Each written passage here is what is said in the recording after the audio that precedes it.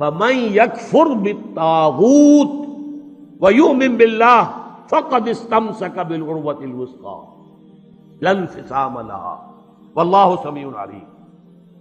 تو جو شخص بھی طاغوت کا کفر کرے گا، انکار کرے گا، طاغوت کے خلاف بغاوت کرے گا اور ایمان لائے گا اللہ پر، یہ اہم ترین مقام ہے اس اعتبار سے کہ جیسے میں نے اس سے پہلے بھی دیکھا لا الہ الا ہو، لا الہ پہلے ہے، الا ہو بعد میں آتا ہے، نفی اس بات۔ اسی لیے بعض جو ہمارے سلسلے تصوف کے ہیں اس میں جو ذکر ہوتا ہے لا الہ الا اللہ، اسے نفی اس بات کا ذکر کہتے ہیں، لا الہ الا اللہ، الا پر وہ ضرب لگاتے ہیں قلب کے اوپر، جس سے ایک خاص قسم کی کیفیت پیدا ہوتی ہے، ایک نفسیاتی کیفیت حاصل ہوتی ہے۔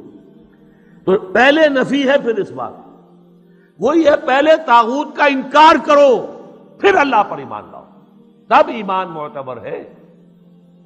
طاغوت کسے کہتے ہیں؟ طغا سے بنا ہے، طغا طغیانی، دریا اپنے حدود کے اندر بہ رہا ہے لیکن اب یہ کہ اس کی پانی ادھر چھلک گیا ہے، اپنے حدود سے کناروں سے نکل گیا، اسے کیا کہتے ہیں؟ طغیانی، طغیانی آئی ہوئی ہے، طغیانی۔ تو انسان کا اور جنوں کا مقام کیا ہے؟ وما خلقت الجن والانس الا لیعبدون، میں نے نہیں پیدا کیا جنوں اور انسانوں کو مگر اس لیے کہ میری بندگی کریں۔ جو حد بندگی سے تجاوز کرے گا وہ طاغوت ہے، چاہے وہ ایک فرد ہو، کوئی ادارہ ہو، کوئی ریاست ہو۔ میں نے یہ تین چیزیں گن دی ہیں۔ انفرادی حیثیت سے میں اپنے حد بندگی سے تجاوز کرتا ہوں، اگر زندگی آمد برائے بندگی، زندگی بے بندگی شرمندگی، اگر میں حد بندگی سے تجاوز کر گیا تو میں طاغوت ہوں۔ کوئی ادارہ آپ نے بنایا ایسا جس میں لمیٹیشن نہیں ہے اللہ کے احکام کی، بلکہ اس کے اندر آپ نے اپنی اتھارٹی جو ہے وہ بڑی مطلق رکھی ہوئی ہے، طاغوت ہے۔ ریاست آپ نے قائم کی، حاکمیت عوام کے لیے یا حاکمیت کسی ایک خاندان کے لیے، وہی طاغوت ہے۔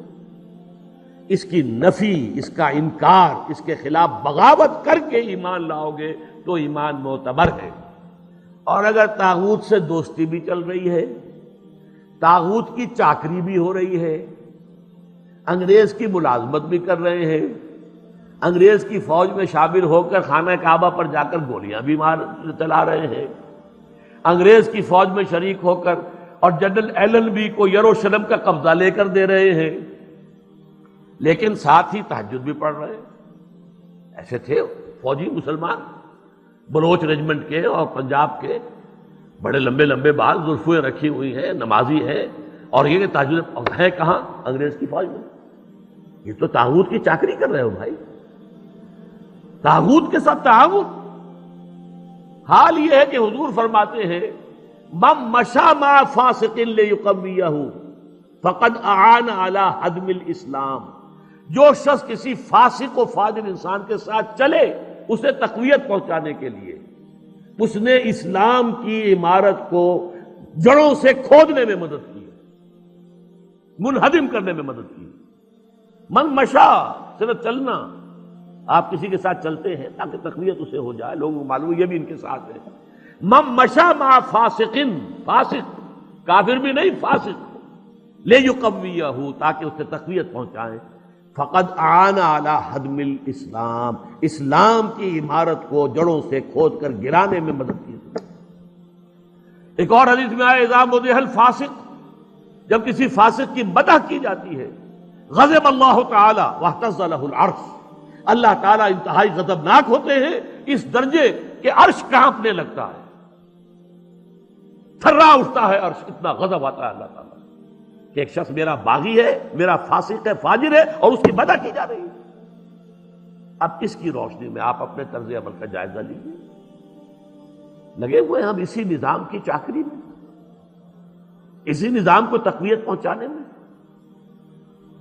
کہاں ہے اللہ کے ساتھ؟ ان سے ہم نے کہاں بغاوت کی؟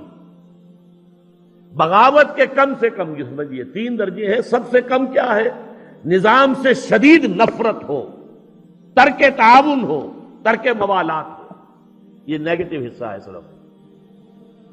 جیسے گاندھی نے کبھی کہا تھا ترک موالات، نہ انگریزی کپڑا پہنیں گے اور بلکہ ہم تو نہ کوئی اور امپورٹڈ شے استعمال کریں گے، اور بلکہ ہم تو جو ہے اپنی کھدر خود بنیں گے اور پہنیں گے۔ ترک موالات، ترک تعاون، عدم تعاون، یہ پہلا درجہ ہے۔ طاغوت کے ساتھ موالات نہ ہو، دوستی نہ ہو، چاکری نہ ہو، محبت نہ ہو، بلکہ ترک تعاون، ترک موالات اور دل میں شدید نفرت۔ اگلا مرحلہ کیا ہے؟ طاغوت کے خلاف زبان سے جہاد کرنا۔ یہ کام غلط ہے، ہم اسے پسند نہیں کرتے، ہم اس میں تعاون نہیں کریں گے، زبان سے بھی ایک اعلان کرنا۔ اور آخری مرحلہ ہے سب سے اونچا، طاقت کے ساتھ اس طاغوت کو ملیا میٹ کر کے حق کا نظام قائم کرنے کی جدوجہد کرنا۔ یہ ہے اصل مطلوب۔ الآن جیسے کہ مجھے واقعہ یاد آ گیا حضور کا، کہ حضور اور حضرت عمر ساتھ ساتھ چل رہے ہیں، کوئی چہل قدمی ہے یا کچھ اور معاملہ ہے۔ حضور پوچھتے ہیں عمر تمہیں مجھ سے کتنی محبت ہے؟ عرض کیا کہ حضور آپ مجھے دنیا کے ہر انسان سے زیادہ محبوب ہیں۔ اب آپ آنکھوں میں آنکھیں ڈال کر پوچھتے ہیں اور اپنی جان سے؟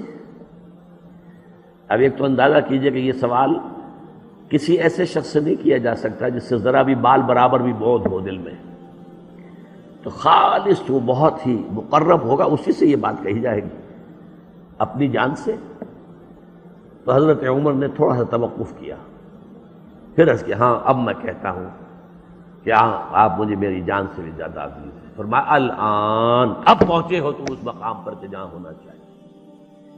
تو الآن والا معاملہ یہ ہے کہ انسان تن من دھن اپنی زندگی ہر شے لگا دے طاغوت کے خاتمے اور حق کے غلبے کے لیے۔ وہ ہے جہاں سے بات شروع ہوئی تھی، لگا دو، کھپا دو، صرف کر دو۔ یا ایھا الذین آمنوا انفقوا مما رزقناکم من قبل ان یاتی یوم لا بیع فیہ ولا خلۃ ولا شفاعۃ والکافرون هم الظالمون۔ اس روش کو اختیار کرنے سے انکار کرنے والے ہی تو کافر اور ظالم اور مشرک ہیں۔ ومن یکفر، اب میں دیکھیے دو حدیثیں بھی آپ کو سنا دیتا ہوں، میں نے تو ترتیب الٹی بتائی تھی، ہم کمزور لوگ ہیں تو کمزور ترین درجہ پہلے بیان کر دیا کہ طاغوت سے دلی نفرت ہو، تعاون نہ ہو۔ اس سے اوپر یہ کہ زبان سے جہاد اس کے خلاف کیا جائے، اس سے اوپر ہے طاقت کے ساتھ جہاد کیا جائے۔ لیکن حدیث میں آتا ہے اوپر سے نیچے کی طرف، من رأى منکم منکرا فلیغیرہ بیدہ، تم میں سے جو شخص بھی کسی منکر کو دیکھے، بدی کو دیکھے، اس کا فرض ہے کہ اسے اپنے قوت سے، طاقت سے، ہاتھ سے بدلے۔ فإن لم یستطع، اگر اس کی طاقت نہیں ہے، استطاعت نہیں ہے یا ہمت نہیں ہے، یہ دونوں چیزیں ایک دوسرے کے ساتھ ہی ہوتی ہیں، فبلسانہ، تو کم سے کم زبان سے تو اس کے خلاف بات کرے، گونگا شیطان تو نہ بن کے بیٹھ جائے۔ فإن لم یستطع، اگر اس کی بھی طاقت نہیں ہے، ہمت نہیں ہے، فبقلبہ، تو دل سے شدید نفرت رکھے، وذالک اضعف الایمان، یہ ایمان کا کمزور ترین درجہ ہے۔ دل میں نفرت بھی نہیں ہے تو ایمان ہے ہی نہیں، ایمان کی نفی ہے مطلق۔ دوسری حدیث سن لیجئے، یہ تو ہے مسلم شریف کی روایت حضرت ابو سعید خدری سے رضی اللہ تعالی عنہ۔ مسلم شریف ہی کی دوسری روایت ہے عبداللہ ابن مسعود سے رضی اللہ تعالی عنہ۔ حضور فرماتے ہیں ما من نبی بعثہ اللہ فی امتہ قبلی الا کان لہ حواریون و اصحاب۔ اللہ تعالیٰ نے کسی بھی قوم میں، امت میں مجھ سے پہلے جب بھی کسی رسول یا نبی کو مبعوث کیا تو اس کے کچھ نہ کچھ صحابہ، کچھ نہ کچھ حواری ہوتے تھے۔ حواری حضرت عیسیٰ کے صحابہ کو کہتے ہیں، صحابہ جو ہیں حضور کے ساتھی ہیں۔ تو ہر نبی کے کسی کے کم کسی کے زیادہ کچھ نہ کچھ تو ہوتے ہی تھے۔ وہ کیا کرتے تھے حواری اور صحابہ؟ یقتدون بامرہ ویاخذون بسنتہ، اپنے اس نبی کی سنت کو مضبوطی سے پکڑ لیتے تھے اور ان کے حکم پر عمل کرتے تھے۔ ثم انہا تخلف من بعدہم خلوف، پھر ہمیشہ ایسا ہوتا رہا کہ کچھ عرصے کے بعد ایسے ناخلف لوگ آ جاتے تھے امت کے اندر، یقولون ما لا یفعلون ویفعلون ما لا یؤمرون، کہ جو کہتے تھے وہ کرتے نہیں اور کرتے وہ ہیں جس کا حکم نہیں ہوا۔ نئی سے نئی رسمیں، نئی سے نئی بدعات جن کا کوئی ثبوت نہیں، کوئی حکم نہیں، کوئی ثبوت ہی نہیں کہ دور صحابہ میں بھی کوئی ایسا کام ہوتا تو وہ تو ایجاد ہو رہی ہیں اور ان کے اوپر پیسے بھی لگ رہے ہیں، تقریبات بھی ہو رہی ہیں، سب کچھ ہو رہا ہے۔